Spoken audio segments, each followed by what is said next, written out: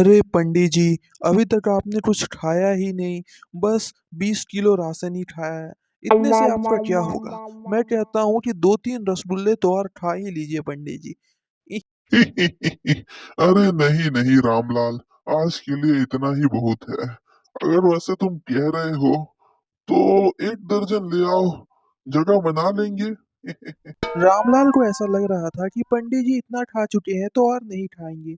तब तक रामलाल की बीवी आ जाती है और वो कुछ बोलना चाहती है और बोल अरे पंडित जी, सुबह तो आपने कहा था कि आपका व्रत है और कुछ हल्का फुल्का मिल जाए तो भी आपका काम चल जाएगा। व्रत में आप ज्यादा नहीं खाते, पर अब What? हल्के फुल्के के नाम पे तो सिर्फ मेरा बटुआ ही बचा है। पंडित जी, आप कमाल करते हो।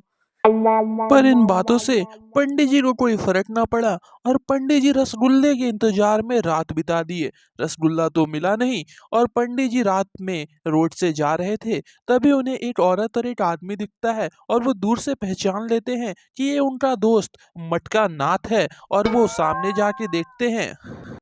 अरे ओ घंटानाथ, पहचान लिया मैंने तुझे। इतने अंधेरे में भी तू तो बड़ा बाल ब्रह्मचारी बनता था, महान पंडित बनता था। अभी एक औरत के साथ अंधेरे में लगा हुआ है। भाग जा यहाँ से, वरना पूरे गांव में हल्ला पीट दूंगा, तेरे बाल ब्रह्मचारी का सबूत दे दूंगा। और पंडित जी के इतना कहते ही घंटानाथ दुम दबाकर वहां से भाग जाता है। अंधेरे के कारण वो लड़की यानी कि वो औरत पंडित जी को अच्छे से दिखाई नहीं देती। पर पंडित जी भी कम थोड़ी थे। पंडित जी सोचते हैं कि घंटानाथ तो भाग गया, अब चलो इस स्त्री से थोड़ी वार्तालाप किया जाए। और पंडित जी चुपचाप उस औरत के पास चले जाते हैं। अरे तुम भी कहाँ उस घंटानाथ के चक्कर में पड़ी हुई हो।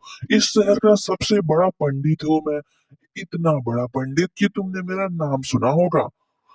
अब थोड़ी ही देर में वहां एक पुलिसमैन आ जाता है और वो पंडित जी और उस औरत को अंधेरे के कारण देख नहीं पाता, पर उसके हाथ में एक ललटेन रहता है। हे पंडित जी, माफ कीजिएगा, मैंने आपको पहचाना नहीं अंधेरे के कारण, इसीलिए ललटेन से देखना पड़ा। बोलिए पंडित जी, क्या कर रहे थे आप? अरे इंस्पेक्टर साहब, आप माफी मत मांगिए। आपने रोशनी मारी तब मुझे पता चला कि ये मेरी बीबी है, नहीं तो मैं तो इसे कोई और ही समझ रहा था। क्योंकि वो पंडित जी की असली बीबी रहती है, इसलिए पंडित जी काफी निराश हो जाते हैं और एक शमशान में पहुंचते हैं। उनका सोचना था कि यहाँ पर एक राक्षस को वो सिद्ध करेंगे और पूरे गांव पर राज करेंगे। और वो शमशान में पहुंचकर मंत्र पढ़ने लगते हैं। आब्राकाडाब्रा, मैं हूँ सबसे सुंदर पंडित, मैं हूँ सबसे What? चालू पंडित, आ जाए सबसे सुंदर भूत, सबसे चालू भूत, गिली गिली गिली छू, आजा आजा आजा आजा आजा आजा तू, गिली गिली।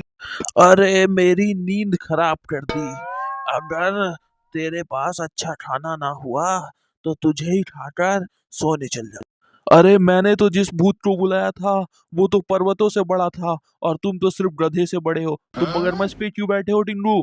जल्दी बताओ। और मेरे मंत्र से तुम्हारे जैसा टिंगू भूत कैसे आया? पहली बात तो ये कोई मगरमच्छ नहीं है बुड्ढे। क्योंकि ये एक मगरमच्छ नहीं है। क्योंकि गाड़ी और पेट्रोल इतना महंगा है तो मैं मगरमच्छ पे ही चलता हूँ। और What? शैतान को 5 रुपए की प्रसादी चढ़ाने पर मेरे जैसा ही भूत मिलता है। और मैं बहुत ताकतवर हूँ। अगर तेरा काम मैंने ठीक से नहीं किया तब बोल। और थोड़ी ही देर में पंडित जी उस राक्षस को अपने घर ले जाते हैं। पंडित जी का असली प्लान था कि उस राक्षस के साथ मिलकर वो गांव के नेता बनना चाहते थे। और तभी वो कुछ बोलते हैं। अरे अरे अरे, देखो, मुझे इस गांव का नेता बनना है, तो तुम इसमें मेरी कैसे मदद कर सकते हो? एक बार अगर मैं नेता बन गया, पूरा गांव लूट लूंगा, समझे? पूरा गांव। अरे भैया, इतनी सी बात, चलो तुम्हारा काम तो आसान हो गया। हम में से एक यहाँ पे एक नेता भी है। अरे पूरा गांव एक दिन में लुटवा देंगे भैया, एक दिन में। क्या सच में? कमाल की बात है। क्या तुम नेता थे? वाह वाह, तब तो मेरा काम और ज्यादा आसान हो जाएगा। बताओ, कोई प्लान है तुम्हारे दिमाग में? अरे नहीं ना भैया, हम थोड़ी ना नेता थे। ये जो मगरमच्छनी है ना, ये बड़का नेता थी हमारे गांव में, मतलब हमारे नर्क वाले गांव में।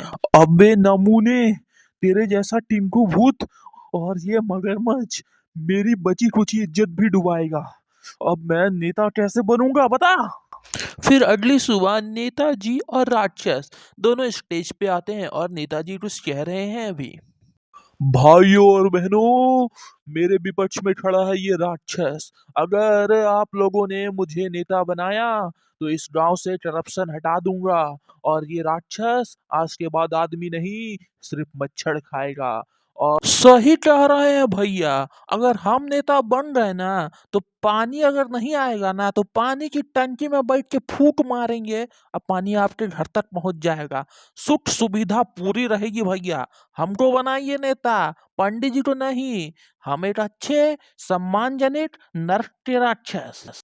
असल में पंडित जी का प्लान था कि अगर मेरे विपक्ष में एक राक्षस खड़ा होगा तो मैं ही जीतूंगा, और बाकी लोग जो खड़े हो रहे थे उन्हें राक्षस और मगरमच्छ ने डरा धमका के हटा दिया था, और इसीलिए पंडित जी अब अपनी भाषण दे रहे हैं। जय हो, जय जनता। मेरा मानना है कि अगर मैं पूरा दिमाग नेतागिरी में लगाऊंगा तो जनता समझ नहीं पाएगी भाइयों बहनों, इसलिए मैं आधे दिमाग से नेता बनूंगा। और बिजली, पानी, सबका घर, ये सब कुछ। पर उसका दोस्त घंटानाथ इस बात से बिल्कुल भी खुश नहीं था, और पंडित जी की बुराई वो जनता में कर रहा था। तो आइए देखते हैं कि घंटानाथ और उसके दोस्त क्या बात कर रहे हैं पंडित जी के बारे में। अरे, एक राक्षस गांव की इलेक्शन में खड़ा है, तुम्हें क्या लगता है ये ठीक है घंटानाथ? अरे राक्षस ने कहा ना कि वो मच्छर भी खा सकता है। अगर वो नेता बन गया तो गांव के सारे मच्छरों का काम तमाम हो जाएगा। सोचो, अगर एक राक्षस नेता होगा तो हमारे गांव का कितना नाम हो जाएगा। मैं तो कहता हूँ पंडित जी को छोड़ो, राक्षस को नेता बना देते हैं। गांव का नाम हो जाएगा, मच्छरों से छुटकारा मिल जाएगा। एक बार एक राक्षस को नेता बना के देखते हैं, क्या कहते हो तुम सब? और घंटानाथ की मेहरबानी से गांव का नेता एक राक्षस बन जाता है।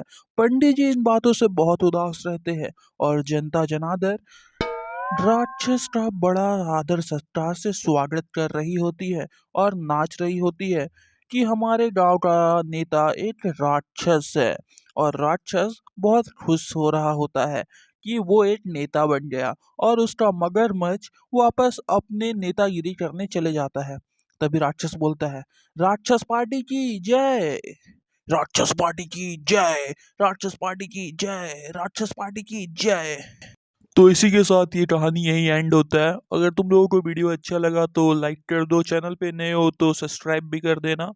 और भी ऐसी कहानियाँ आते रहेंगी, और वीडियो पे थोड़ा सपोर्ट दिखाओ क्योंकि आजकल वीडियो मेरी उतनी चल नहीं रही है। Okay, bye bye.